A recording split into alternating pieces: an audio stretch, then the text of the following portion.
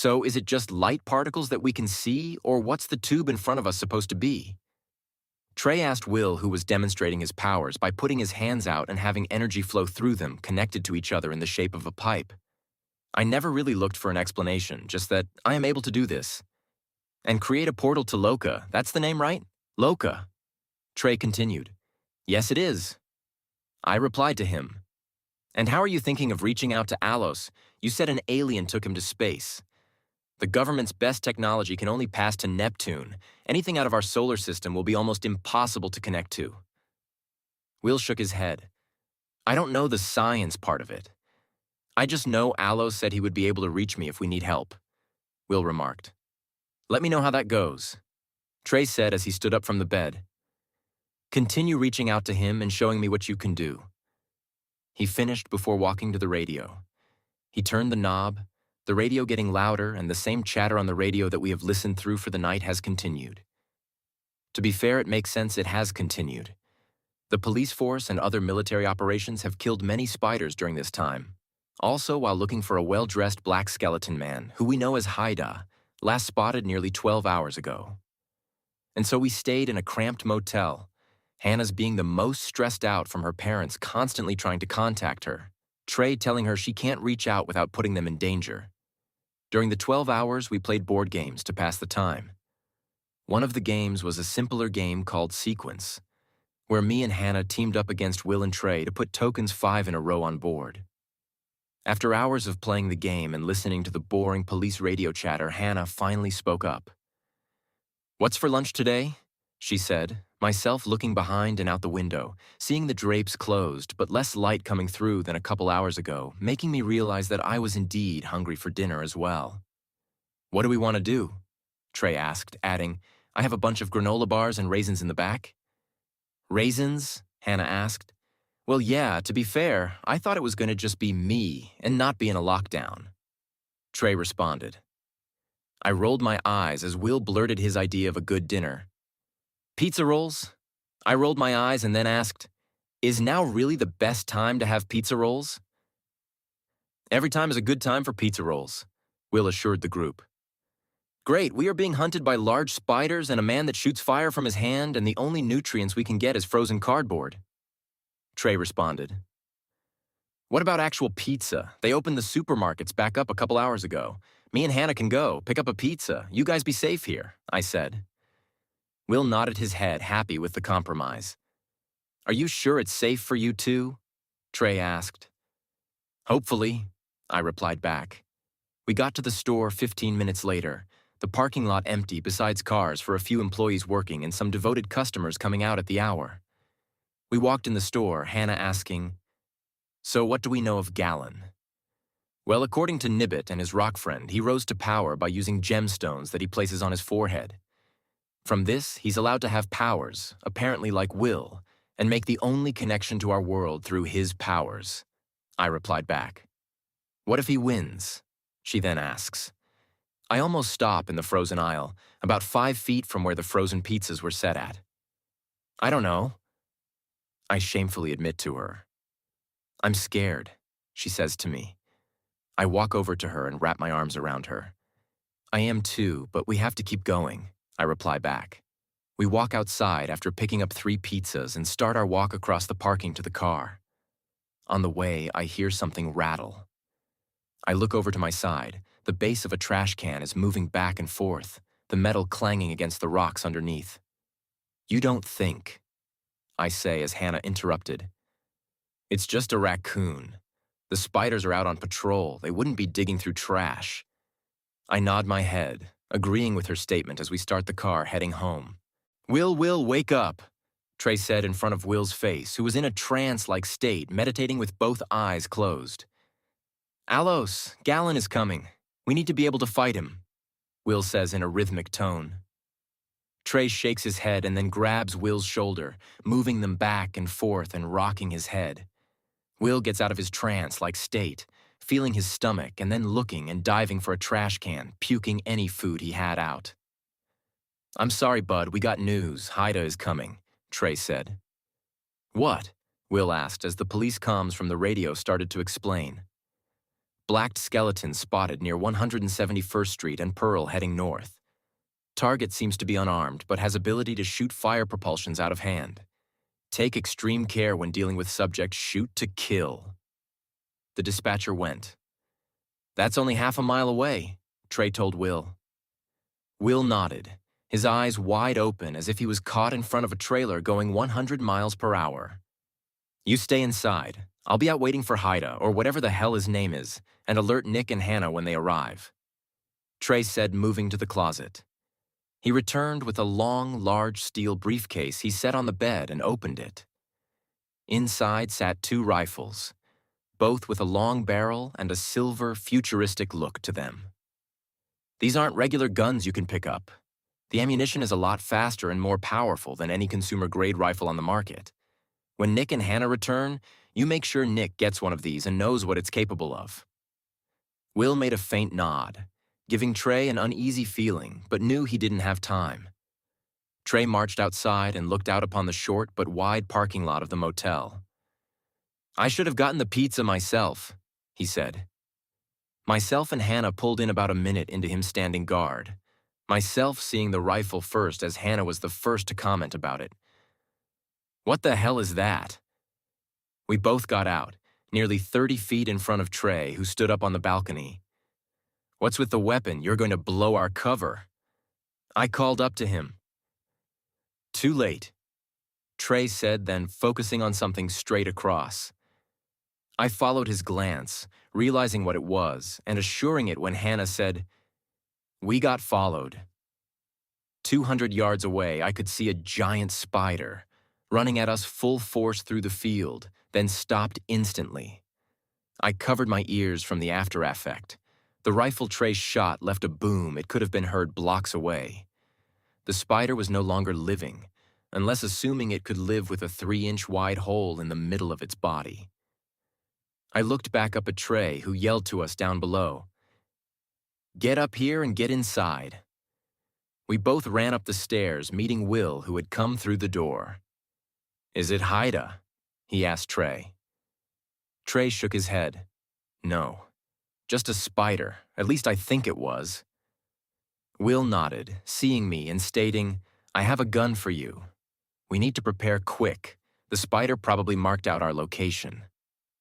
I moved my way inside with Hannah, with Will following right behind. Inside, I saw the gun Will had mentioned, the same gun Trey had in his hands, one I had never even seen before. What type of gun is this, Trey? I called out, hoping he could hear me through the now-closed motel door. It's experimental, Will said as I made a smart-ass remark. Seems like it. I could feel my heart beating in anticipation of what was going to come. I looked over, Will taking deep, long breaths as his body moved up and down, ready for the fight ahead. Hannah was crawled up in the back of the motel behind a bed, a sheet draped over her head, completely ignoring her fear of germs. Outside, I could hear the booming of Trey's rifle being shot, one then another 20 seconds later. I peered back the blinds of the motel, seeing Trey stand in front of it with the scope of the rifle pointed at a spider coming straight 100 yards out. A boom shot through the air and the bullet ripped right through the spider, laying its corpse out in the field like the dozen around it. Trey looked back at me and yelled through the window, Keep Will safe in there. I think all of this has to attract the big guy. Haida, I repeated to myself, making the fearsome spiders attacking us seem like child play compared to him. I looked over at Hannah, myself filled with regret that I had brought her into danger again. I pulled my hand away from the blinds approaching her. I knelt beside her, grabbing her tiny fingers which trembled as more shots rang outside. It's going to be okay, I said, and like a switch she wrapped her hands around me, squeezing me like a hug even my grandma couldn't compete with. I love you, she said to me. I stated before turning around and seeing shards of glass explode around the room. Then Trey's body burned and bleeding as it laid against the bed after it had crashed through the window. William, a creature, screamed outside, piercing my ears. Haida, me and Will both said, Will now against the wall, using a painting he tore off the wall as a shield. He now stepped forward, marching out of the motel door. "Wait," I said to him, running my body across the bed and feeling my leg start to tear from a piece of glass. I looked down at my leg, the cut thin but long with blood seeping through like a pipe with a small crack. I took a pillow from the bed and tore off the fabric, then wrapping it around my leg and covering the wound. I looked back at Will, who was now outside. "The best thing you can do for you and the future of these poor, helpless creatures is to surrender to me." Haida yelled from outside. "I'm going to kill you for everything you have done." Will said back, a certain tone in his voice I had never heard before. He had no doubt in himself. "Are you talking about your friend?" Haida asked, edging Will on. "My guard spent an afternoon removing that worthless human's corpse. Threw the remains out in the weeds into nothingness." Haida ended his statement. "I will kill you." Will now screamed, the orb of energy generated by Will being bright enough I could see it from the motel room. Outside, I could feel the orb land into the ground, the subsequent car alarms going off making it even worse. Will continued to push outside, myself now in the doorframe watching Haida on the ground. Haida was slow to get up, Will going down the motel stairs and facing him face to face. Haida now stood facing Will, a visible grin on his face seen behind the flames upon his glowing flames that covered his head and hands. "Such a powerful creature you are. No wonder Galen wanted to control you. No wonder I will one day control you." Haida sung.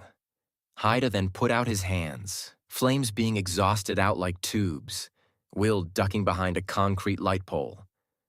Haida had him pinned, and so I took out my rifle, aiming it and pulling the trigger. The boom made Haida start attacking Will, the rifle shot going through his chest and out of him, hitting the car tire behind him, which deflated the car, making it lean to one side instantly. Haida laughed and then turned, another orb of light being shot from Will at him. Haida put out his hands, creating a shield of fire which absorbed the light, only sliding him back a few feet.